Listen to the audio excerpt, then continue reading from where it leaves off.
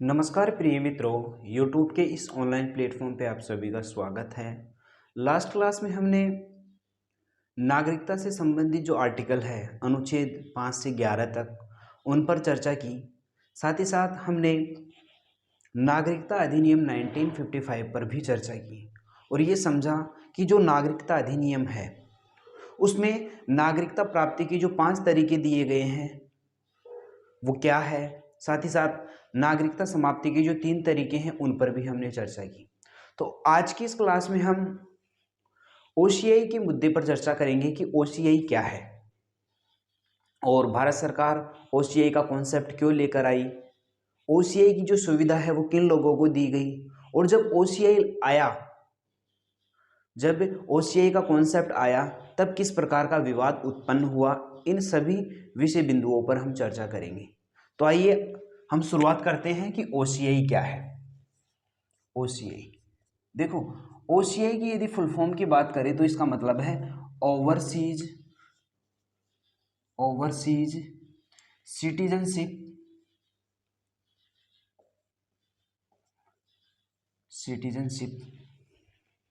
Of India.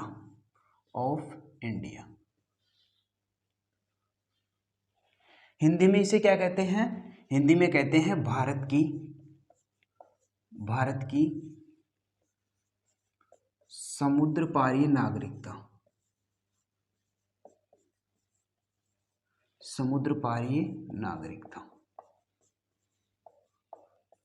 Bharat की समुद्र पारीय नागरिकता।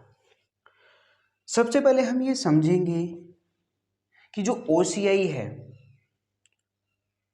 वो क्या है। तो देखो, और ओसीआई की जो सुविधा है वो किन लोगों को दी गई। तो यदि हम बात करें पीआईओ की, यानी भारत के जो पीआईओ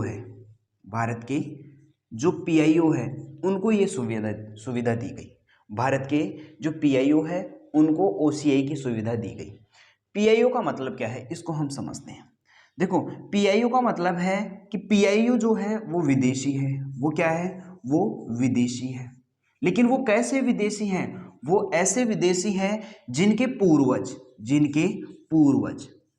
जैसे उनके दादा दादी, ठीक है, तो जिनके पूर्वज कभी भारत के नागरिक रहे थे, यानी कभी वो भारतीय नागरिक थे। जैसे कोई भारतीय नागरिक था, उसने क्या किया, भारतीय नागरिकता का परित्याग किया और वो किसी अन्य देश में जाकर सेटल हो गया, उसी देश की नागरिकता हासिल कर ली। तो अब उसकी जो संतानें होगी वो क्या होंगी? वो भारत के पीआईओ है। क्या है? भारत के पीआईओ है। तो पीआईओ का मतलब है कि ऐसे विदेशी जिनके पूर्वज कभी भारत के नागरिक थे उन्हें कहते हैं पीआईओ।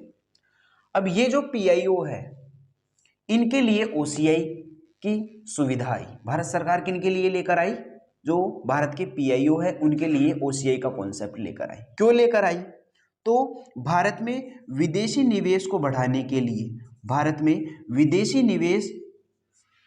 विदेशी निवेश को बढ़ावा देने के उद्देश्य से भारत सरकार ओसीआई का कॉन्सेप्ट लेकर आई कि जो ओसीआई है वो भारत में आए, भारत की ओर आकर्षित हो और भारत में आकर क्या करे? पूंजी का निवेश करे, जिससे भारत का विकास हो, भारत की जो जीडीपी है उसमें वृद्धि हो। ठीक है, इस प्रकार से तो विदेशी निवेश को बढ़ावा देने के लिए क्या लाया गया? भारत सरकार के द्वारा ओसीआई का कॉन्सेप्ट लाया गया। अब हम बात करें कि जो ओसीआई है वो कब लाया गया। तो हुआ क्या कि जो नागरिकता अधिनियम है, कौन सा? नागरिकता अधिनियम कौन सा? 1955। इसमें क्या किया गया? संशोधन किया गया। कब? 2003 में। 2003 में क्या किया गया? संशोधन किया गया। क्या किया गया? संशोधन किया गया।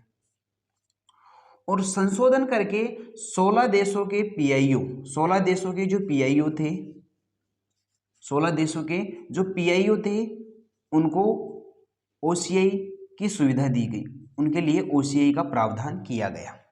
2003 में क्या किया गया? नागरिकता अधिनियम में संशोधन किया गया और संशोधन करके 16 देशों के जो पीआईओ थे उनके लिए ओसीआई की सुविधा की गई। लेकिन क्या हुआ कि 2005 में क्या किया गया, ये जो सुविधा थी, ओसीआई की जो सुविधा थी, वो सभी देशों के पीआईओ के लिए कर दी गई। सिर्फ दो देशों को छोड़कर, पाकिस्तान और बांग्लादेश को छोड़कर सभी देशों की जो पीआईओ है, सभी देशों की जो पीआईओ है, सभी देशों की जो पीआईओ है, उनके लिए ओसीआई की सुविधा की गई। इसके अपवाद कौन है? इसके अपवाद दो देश है। यदि हम इसके अपवाद की बात करें तो इसके अपवाद दो देश हैं। कौन से? पाकिस्तान और बांग्लादेश। बांग्लादेश, इसके दो अपवाद हैं। अब बांग्लादेश और पाकिस्तान को बाहर क्यों रखा गया? क्योंकि आपको पता है कि पाकिस्तान और बांग्लादेश कभी भारत के अंग थे। अब पाकिस्तान और बांग्लादेश के जो अधिकांश नागरिक हैं, उनके पूर्वज भारत के क्या थे? नागरिक थे। तो यदि पाकिस्तान और बांग्लादेश के जो अधिकांश नागरिक हैं, जिनके पूर्वज कभी भारत के नागरिक रहे थे, यदि उनको ओसीआई की सुविधा दे दी गई तो काफी समस्या हो सकती है। इसीलिए पाकिस्तान और बांग्लादेश को बाहर रखा गया। ठीक है, तो 2005 में क्या किया गया कि पाकिस्तान और बांग्लादेश को छोड़कर सभी देशों के जो पीआईओ है, उनके लिए ओसीआई का प्रावधान किया गया। ठीक है, चलो अब हम आगे बढ़ते हैं। तो ओसीआई का जो कॉन्सेप्ट है वो भारत सरकार किन लोगों के लिए लेकर आई? जो भारत के पीआईओ है। पीआईओ जो है वो विदेशी है, और कैसे विदेशी है? जिनके पूर्वज कभी भारत के नागरिक थे। और भारत सरकार क्यों लेके आई? क्योंकि भारत में विदेशी निवेश को बढ़ावा देना था। और ये शुरुआत कब हुई? 2003 से इसकी शुरुआत हुई। ठीक है, चलो अब हम आगे बढ़ते हैं।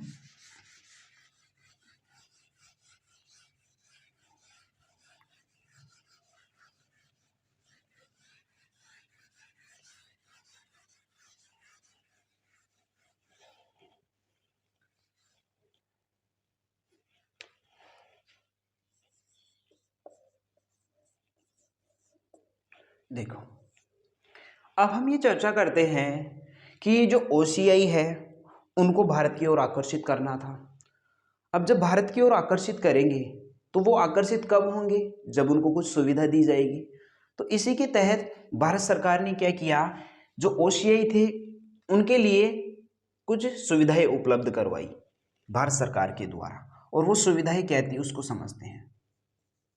सुविधाएं, ओसीआई को भारत में कौन कौन सी सुविधाएं प्राप्त है? देखो,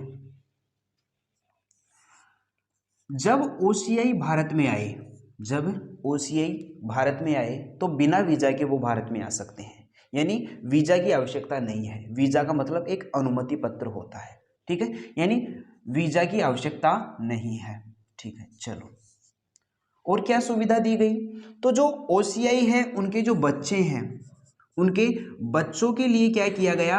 भारत के जो शिक्षण संस्थान है, भारत के जो शिक्षण संस्थान है, भारत की जो शिक्षण संस्थान है, उन शिक्षण संस्थानों में सीटें आरक्षित की गई। सीटें आरक्षित की गई, सीटें रिजर्व की गई। किनके लिए? जो ओसीआई है उनके बच्चों के लिए भारत के शिक्षण संस्थानों में सीटें आरक्षित की गई, ताकि वो भारत में आए और जो शिक्षण संस्थान है उनमें दाखिला ले। ठीक है, चलो और क्या किया गया? और ये किया गया कि जब वो पूंजी का निवेश करे, क्या करे? पूंजी का निवेश करे। जब भारत में पूंजी का निवेश करे तो उन्हें कुछ छूट दी जाएगी। जब वो भारत में पूंजी का निवेश करेंगे तो उन्हें कई छूटें दी जाएगी। जैसे यदि हम बात करें तो उन्हें टैक्स में छूट दी जाएगी। किसमें? कर में छूट दी जाएगी। तो भारत सरकार के द्वारा ये सुविधाएं किनको दी गई? जो ओसीआई थे उनको। ठीक है, वो बिना वीजा के भारत में आ सकते हैं। उनके जो बच्चे हैं उनके लिए भारतीय शिक्षण संस्थानों में सीटें आरक्षित की गई, ताकि वो भारत में आए और भारत में आके शिक्षा ग्रहण करें। पूंजी निवेश के लिए क्या किया गया कि उनको टैक्स में छूट दी गई। ठीक है, ताकि जो ओसीआई है वो भारत की ओर आकर्षित हो। चलो अब हम आगे बढ़ते हैं। देखो,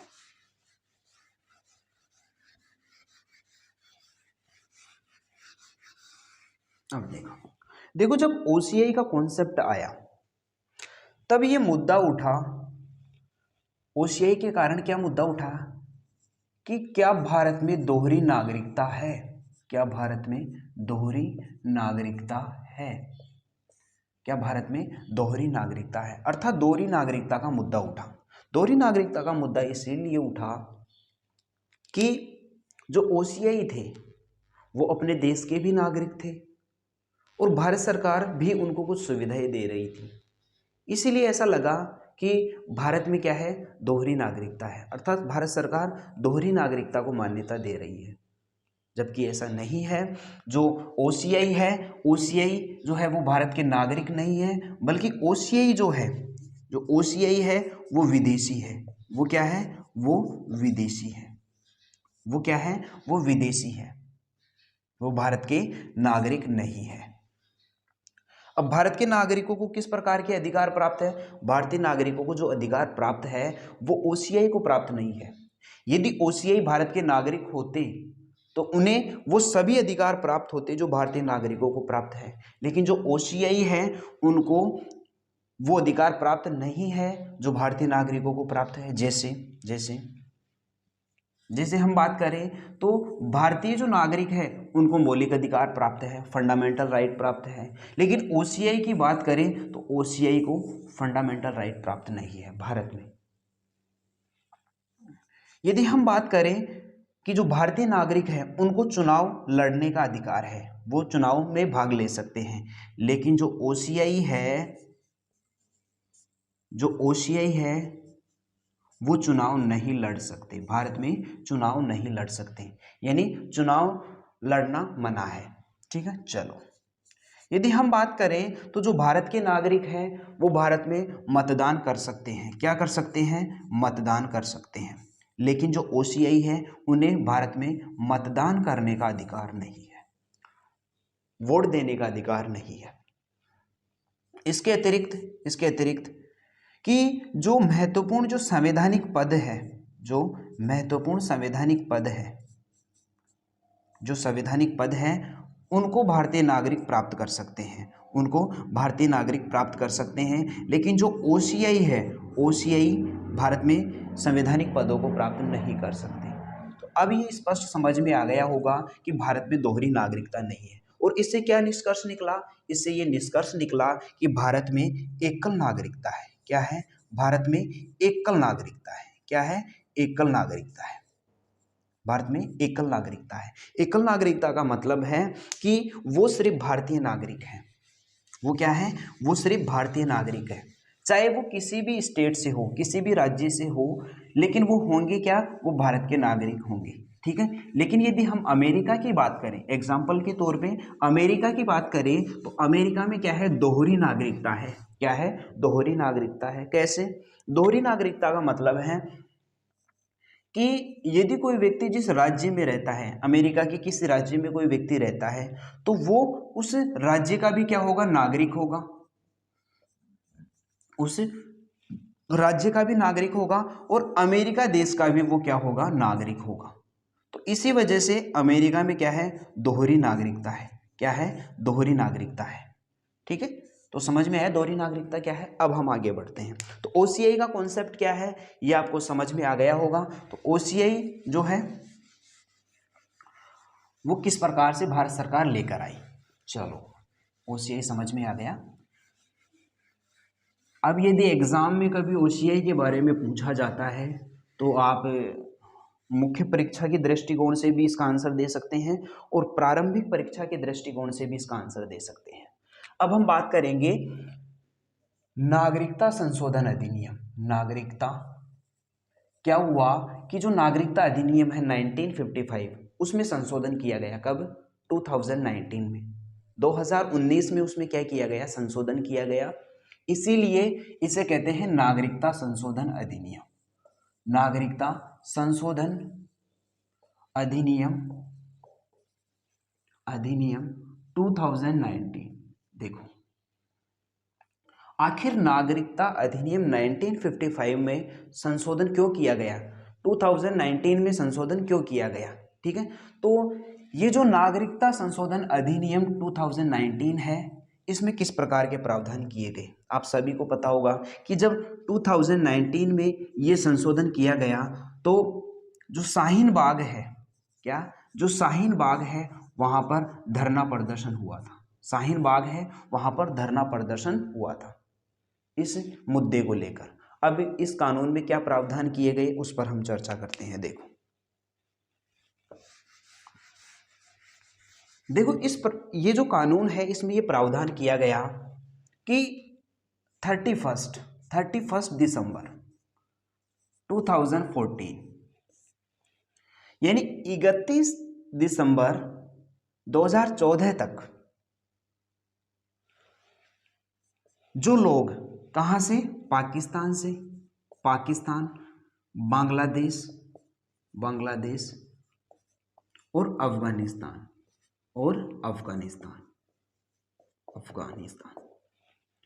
यानी 31 दिसंबर 2014 तक, यहां तक जो लोग पाकिस्तान, बांग्लादेश और अफगानिस्तान से भारत में आ गए हैं और भारत में रह रहे हैं जो किस धर्म से संबंधित है, पाकिस्तान, बांग्लादेश और अफगानिस्तान से आने वाले जो लोग हैं वो किस धर्म से संबंधित है, हिंदू,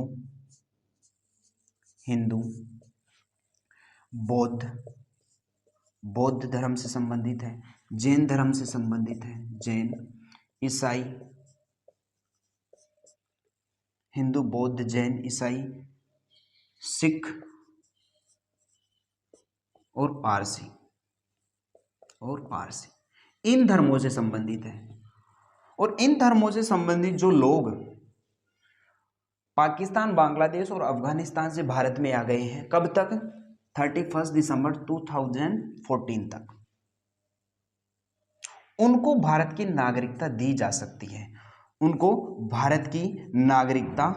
जा सकती है, ये प्रावधान इसमें किया गया है। अब क्या था कि इस कानून से पहले जब वो भारत में आते थे, यदि वो भारत में आए तो उनके लिए ये शर्त थी कि उनको 12 वर्ष तक भारत में निवास करना होगा।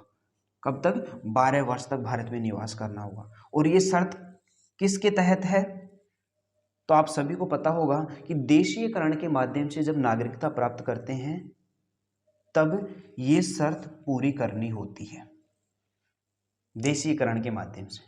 लेकिन अब इस कानून के तहत ये प्रावधान किया गया कि यदि वो 5 वर्ष तक भारत में रहते हैं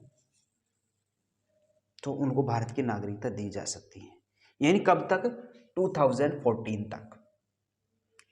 2014 कब, 31 दिसंबर 2014 तक या उससे पूर्व 5 वर्ष से वो भारत में रह रहे हैं तो वो भारत के नागरिक हो सकते हैं, उन्हें भारतीय नागरिकता प्रदान की जा सकती है।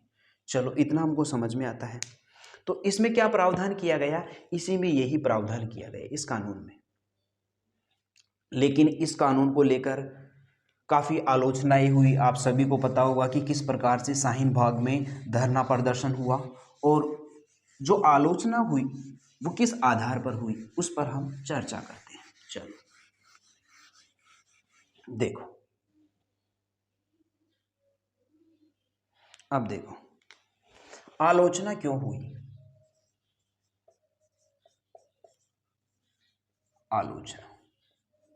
आलोचना क्यों हुई, आलोचना इसलिए हुई कि यदि कोई पाकिस्तान, बांग्लादेश और अफगानिस्तान से आता है जो किस धर्म से संबंधित था, अभी हमने चर्चा की, तो इस कानून में जो अवैध प्रवासी है यानी वैध प्रवासी नहीं है। अवैध प्रवासी का मतलब है कि वो बिना कानून के अनुसार भारत में आए, बिना कानून का अनुपालन करते हुए वो क्या आए, भारत में आए, अवैध तरीके से वो भारत में आए। तो इस कानून में जो अवैध प्रवासी हैं उनको नागरिकता प्रदान करने का प्रावधान किया गया है। आलोचक क्या कहते हैं कि इस कानून में जो अवैध प्रवासी है उनको भी नागरिकता प्रदान करने का प्रावधान किया गया है। जिससे समस्या उत्पन्न होगी। क्या समस्या उत्पन्न होगी कि भविष्य में, क्या भविष्य में भारत में घुसपैठ बढ़ेगी। क्या बढ़ेगी? घुसपैठ बढ़ेगी। कोई भी मुंह उठाकर आ जाएगा, ठीक है। और अवैध प्रवास को बढ़ावा मिलेगा। कोई भी भारत में फिर आ सकता है, अवैध प्रवास को बढ़ावा मिलेगा। अवैध प्रवास को क्या मिलेगा? बढ़ावा मिलेगा। तो पहली आलोचना ये हुई, ठीक है। चलो देखो, इससे क्या है, इससे आप सभी को पता होगा कि वोट बैंक की राजनीति भी जुड़ी हुई है। वोट बैंक की राजनीति भी जुड़ी हुई है कि, लेकिन हम उस पर चर्चा नहीं करेंगे। चलो देखो,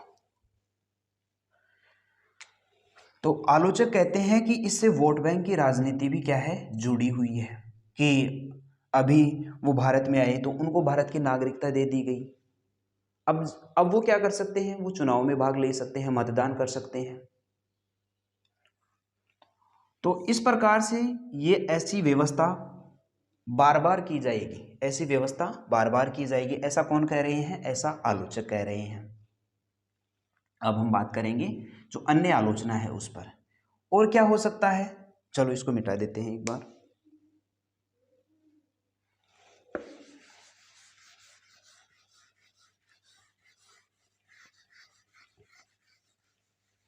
चलो, आलोचक ये कहते हैं कि इस कानून में धर्म को आधार बनाया गया है। क्या किया? धर्म को आधार बनाया गया।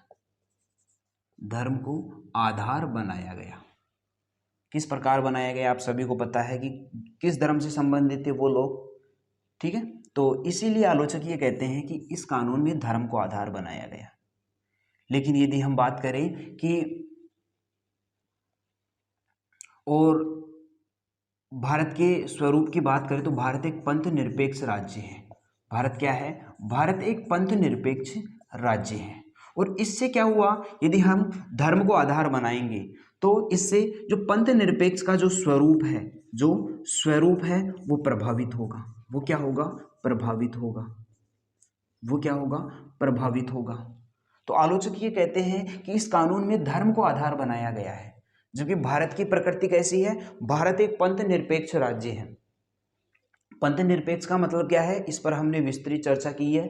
अब हम पुनः इसको दोहराएंगे नहीं, ठीक है। तो पंथ निरपेक्ष जो है उसका जो स्वरूप है वो प्रभावित होगा, आलोचक ऐसा कहते हैं। और क्या कहते हैं आलोचक? देखो, और ये कहते हैं कि इस कानून में भारत में जो एक प्रमुख धर्म है, जो एक प्रमुख जो धार्मिक समुदाय है, प्रमुख जो धार्मिक समुदाय है, उसको नागरिकता प्राप्ति से बाहर रखा गया है। उसको नागरिकता प्राप्ति से बाहर रखा गया है। जैसे कौन सा? जैसे मुस्लिम जो समुदाय है उसको नागरिकता प्राप्ति से बाहर रखा गया है। इससे क्या होगा? इससे जो समानता का जो मौलिक अधिकार है, जो समानता का जो मौलिक अधिकार है वो क्या होगा? उसका उल्लंघन होगा। उसका क्या होगा? उसका उल्लंघन होगा। ऐसा कौन कह रहे हैं? आलोचक कह रहे हैं कि भारत में क्या किया गया, ये जो कानून लाया गया इसमें जो मुस्लिम समुदाय है उसको बाहर रखा गया है। इससे समानता का जो मौलिक अधिकार है वो प्रभावित होता है, उसका उल्लंघन होता है। तो इस प्रकार से जो आलोचक है वो क्या करते हैं? आलोचना करते हैं। जो आलोचक है उन्होंने क्या किया? आलोचना की। अब सरकार का पक्ष क्या है, सरकार ने क्या कहा, उस पर हम चर्चा करते हैं। देखो,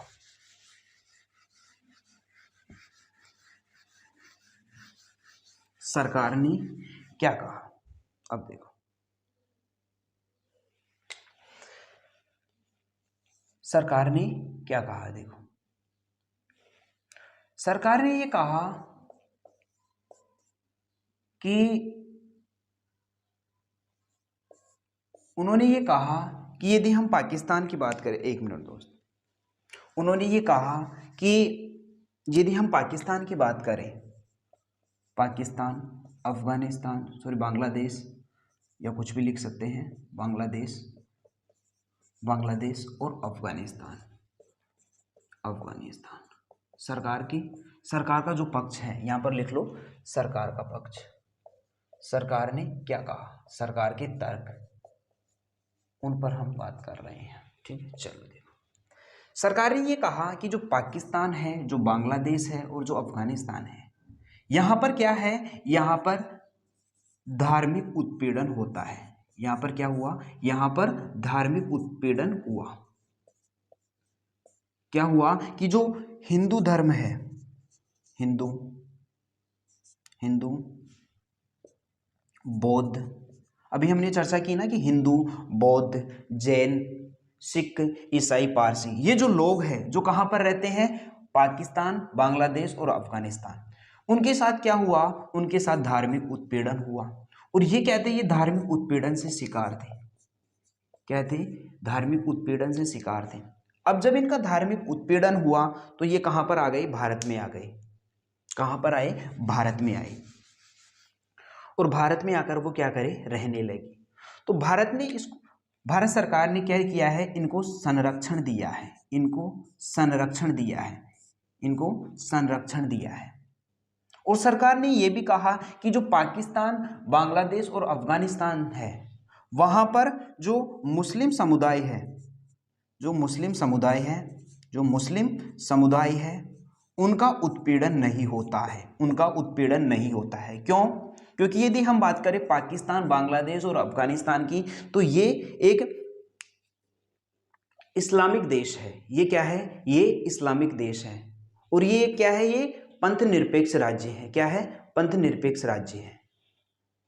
सॉरी, पंथ निरपेक्ष राज्य नहीं है ये क्या है, ये पंथ निरपेक्ष राज्य नहीं है। यहां पर इनका जो राजकीय धर्म है वो क्या है, वो इस्लाम है। वो क्या है, वो इस्लाम है।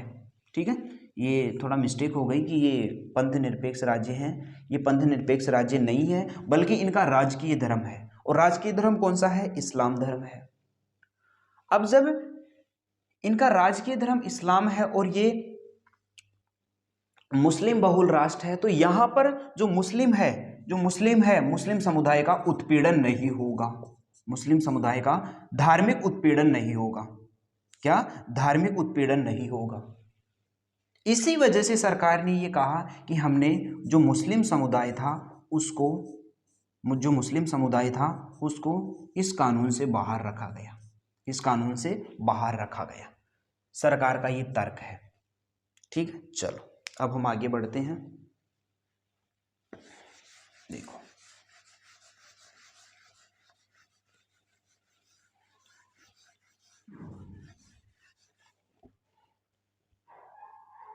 देखो, सरकार ने क्या कहा, सरकार ने ये कहा कि जो लोग ऐसा कह रहे हैं कि ये फंडामेंटल राइट का उल्लंघन है, इस कानून के तहत समानता का जो मौलिक अधिकार है, कौन सा, समानता का मौलिक अधिकार, उसका उल्लंघन हो रहा है। उसका क्या हो रहा है, उल्लंघन हो रहा है।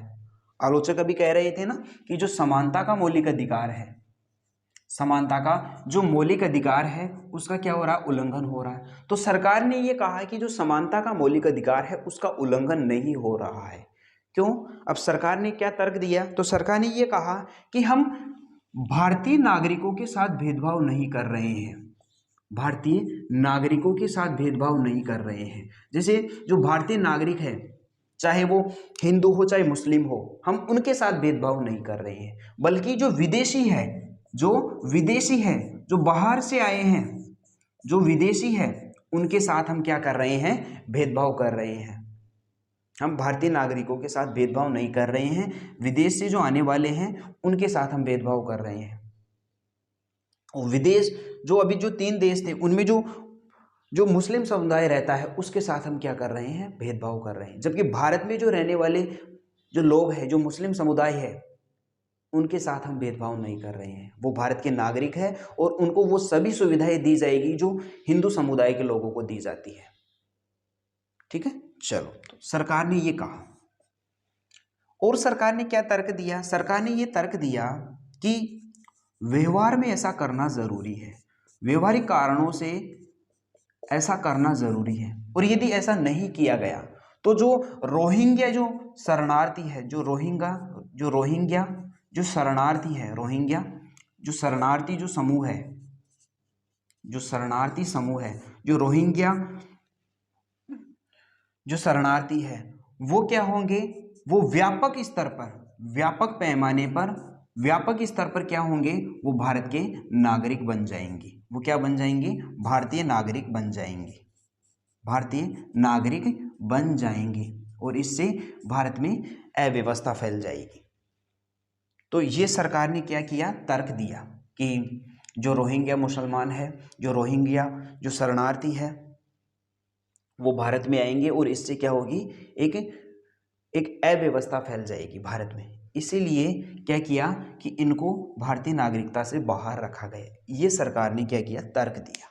ठीक है, ये क्या थे, सरकार के तर्क थे। ठीक है, तो हमने क्या किया, हमने OCI पर चर्चा की, हमने इस बात पर भी चर्चा की कि जो नागरिकता संशोधन अधिनियम है 2019, उसमें क्या प्रावधान किया गया और आलोचक किस प्रकार से आलोचना करते हैं। ठीक है, और सरकार ने भी अपना तर्क दिया। ठीक है, तो इन विषय बिंदुओं पर हमने चर्चा की। तो जो नागरिकता का टॉपिक है उसको हम कंप्लीट करते हैं। कल से हम भारतीय संविधान का जो भाग नंबर 3 है उस पर चर्चा करेंगे, जो किससे संबंधित है, तो वो मौलिक अधिकारों से संबंधित है। तो आज की क्लास को हम यहीं पे विराम देते हैं। नमस्कार, जय हिंद।